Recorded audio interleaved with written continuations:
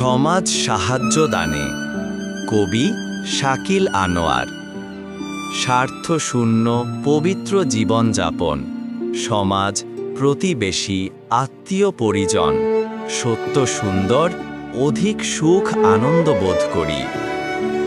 প্রকৃতি পরিবেশের কাছে আমি ঋণী। স্বর্গীয় জীবনে ব্যক্তিত্ব বিকাশে পরিবার আমার আধ্যাত্মিক মাহাত্ম্যকে সুসমাচার করে।